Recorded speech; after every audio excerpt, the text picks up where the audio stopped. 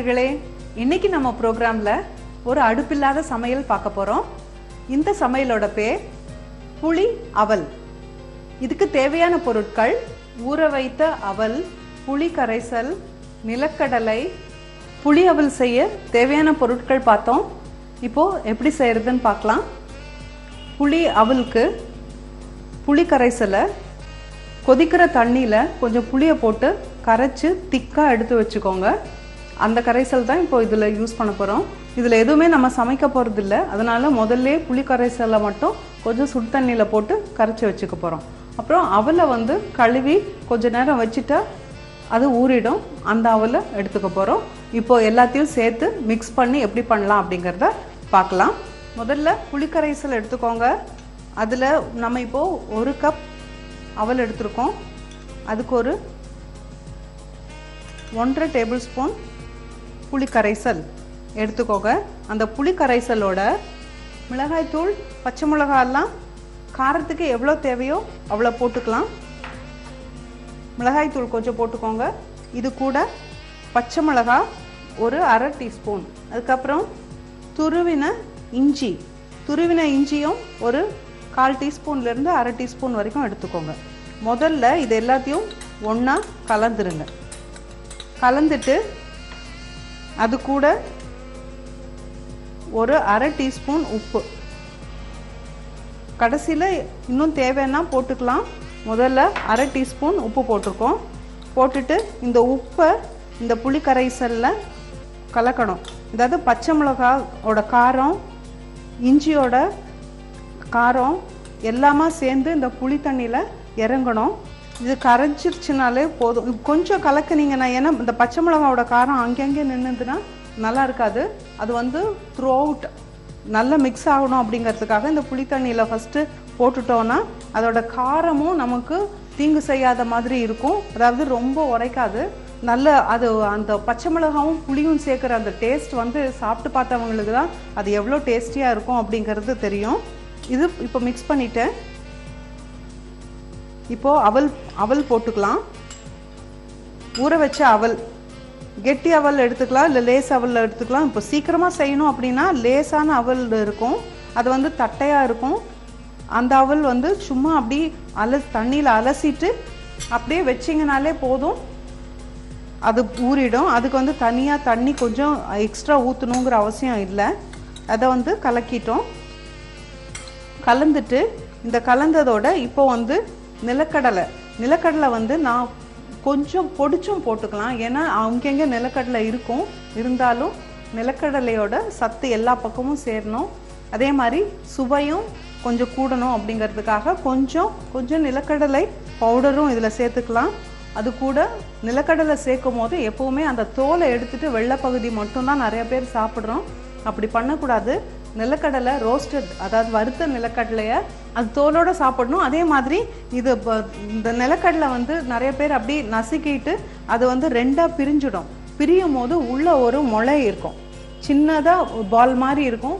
அந்த பாலை தூக்கி போட்டுடுவாங்க. இதில் இருக்கிற நல்ல விஷயமே அதுதான். நிலக்கடலை முளைச்சி வரும்போது அதுதான் முளைச்சி வரும். அது இந்த முளைக்கட்டின பயிருக்குள்ள ஒரு தன்மை அதுக்கும் இருக்குது. இப்போது இந்த நிலக்கடலை எடுத்துட்டு அதோட இந்த முழு நிலக்கடலையாக யூஸ் பண்ணோம். முழு நிலக்கடலையாக யூஸ் பண்ணல, உடச்சி தான் போடுறீங்க அப்படின்னா கூட அந்த தோலை எடுக்க வேண்டாம், தோலோடு சேர்த்து பண்ணணும். அப்போ நிலக்கடலை ஒரு சிலருக்கு ஜீரணமாகாதுன்னு சொல்லுவாங்க. அப்படி கிடையாது. நீங்கள் அந்த முளை இருக்கிறதோடு சேர்ந்து சாப்பிட்டீங்கன்னா அந்த தோலும் சேர்ந்து சாப்பிடும் போது அதில் அந்த ப்ராப்ளம் அவ்வளோக்கா வராது.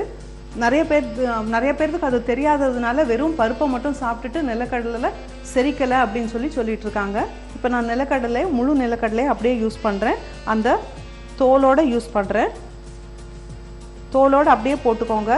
அது கூட இந்த நிலக்கடலையை போட்டதும் உடனே கலந்துராதீங்க. அதுக்கு மேலே இந்த ஈரமான காய்கறிகள், அதாவது கேரட் துருவல்,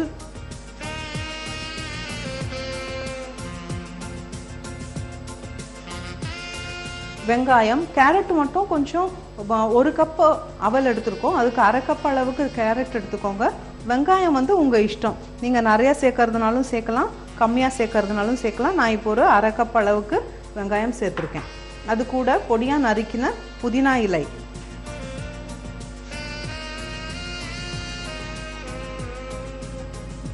கொத்தமல்லி எவ்வளோ சேர்த்திங்கனாலும் அது அவ்வளவும் நல்லது தான். நல்ல வாசனையும் கொடுக்கும், அதே அளவுக்கு உங்கள் டிஷ் ரொம்ப டேஸ்டியாக கூட இருக்கும். கடைசியாக உப்பு ஏற்கனவே போட்டிருக்கோம், அதனால் இப்போ வந்து கொஞ்சமாக போட்டுக்கோங்க. இல்லை போடுறதை நிறுத்திட்டு மிக்ஸ் பண்ணி பார்த்ததுக்கப்புறமா தேவைப்பட்டதுன்னா போட்டுக்கலாம். அதுக்கு மேலே கொஞ்சம் கரம் மசாலா தூள், ஏற்கனவே மிளகாத்தூள் போட்டிருக்கோம், பச்சை மிளகா போட்டிருக்கோம். கரம் மசாலா தூள் அந்த வாசனைக்காக தான், ரொம்ப கம்மியாக போட்டால் போதும்.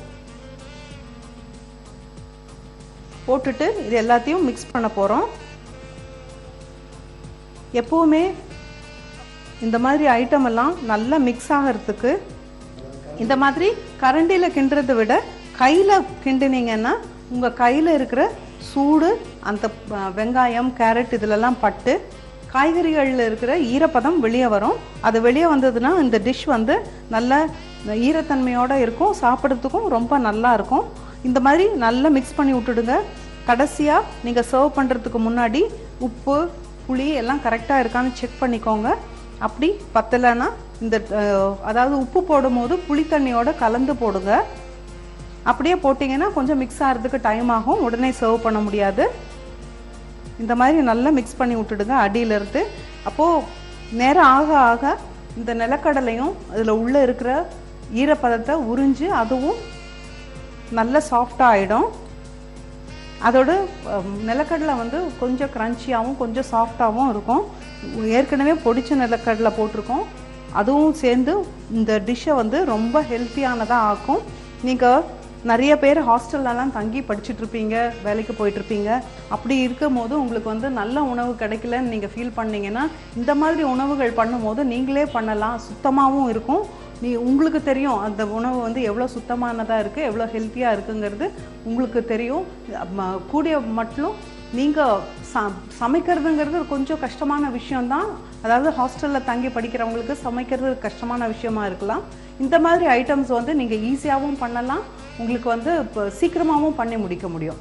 இப்போது இந்த டிஷ் ரெடி ஆகிடுச்சு. இதை மிக்ஸ் பண்ணினீங்கன்னா வேலை முடிஞ்சுது. நீங்களும் உங்கள் வீட்டில் ட்ரை பண்ணி பாருங்கள். உங்கள் கருத்துக்களை MK டிவிக்கு எழுதி அனுப்புங்க. மீண்டும் சுவையான ரெசிபியோடு உங்களை சந்திக்கிறேன். நன்றி, வணக்கம்.